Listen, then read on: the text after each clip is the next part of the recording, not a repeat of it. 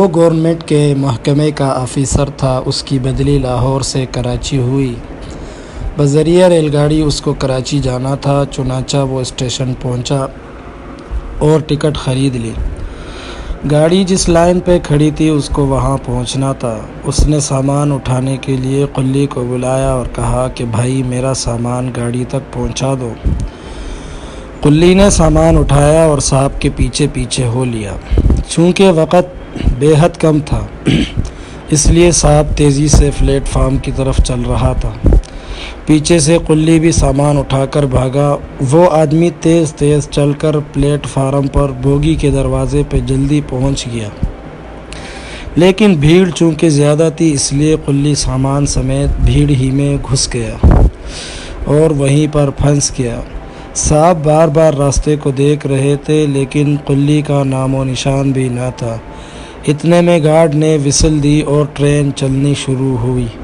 صاحب اس پہ چڑھ بھی نہیں سکتا تھا کیونکہ پیچھے اس کا سامان رہ جانا تھا۔ بالآخر اس کو ٹرین چھوڑنی ہی پڑی۔ گاڑی سے رہ جانے کی وجہ سے صاحب کو بہت افسوس ہوا کہ میرا پروگرام سارا مس ہو گیا۔ گاڑی دور جاتی رہی اور مسافر ہاتھ ہلا ہلا کر اپنے عزیزوں کو رخصت کرنے لگے۔ جب پلیٹ فارم میں لوگوں کا رش کم ہوا تو سامنے سے قلی پسینے سے شرابور سامان اٹھائے ہوئے صاحب کی طرف بڑھتا ہوا دکھائی دیا۔ قلی قریب آیا تو اس کے چہرے پہ افسوس اور شرمندگی کے واضح آثار موجود تھے۔ صاحب مجھے معاف کر دیں، میں نے وقت پہ پہنچنے کی بہت کوشش کی لیکن بھیڑ زیادہ ہونے کی وجہ سے میں وقت پہ پہنچ نہیں پایا۔ صاحب کو غصہ تو بہت تھا لیکن سوچا کہ گاڑی تو ویسے بھی مس ہو گئی ہے، اب اگر میں اس قلی کا قتل بھی کر دوں تو بھی گاڑی نے آنا تو ہے نہیں، لہذا غصہ ہونے کا کوئی فائدہ نہیں۔ کوئی بات نہیں، اللہ کو ایسا ہی منظور تھا تو ایسا ہی ہونا تھا، اس کی مرضی کو کون ٹال سکتا ہے۔ چلو میں آج نہ صحیح کل چلا جاؤں گا، صاحب نے پیار سے مسکرا کر جواب دیا۔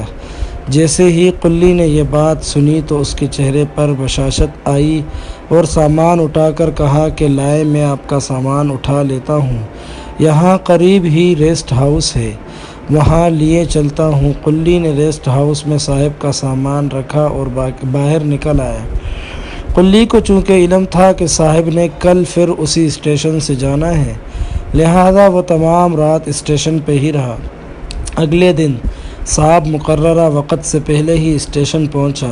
سامنے وہی قلی کھڑا تھا۔ اس نے بھاگ کر گرم جوشی سے ہاتھ ملایا جیسے کہ دونوں بہت قریبی عزیز ہوں، اور سامان اٹھا کر کہا کہ صاحب آپ کی ایڈوانس بکنگ میں کرا چکا ہوں، چلے آئے۔ قلی نے سامان سر پہ رکھا اور دونوں پلیٹ فارم کی طرف جانے لگے۔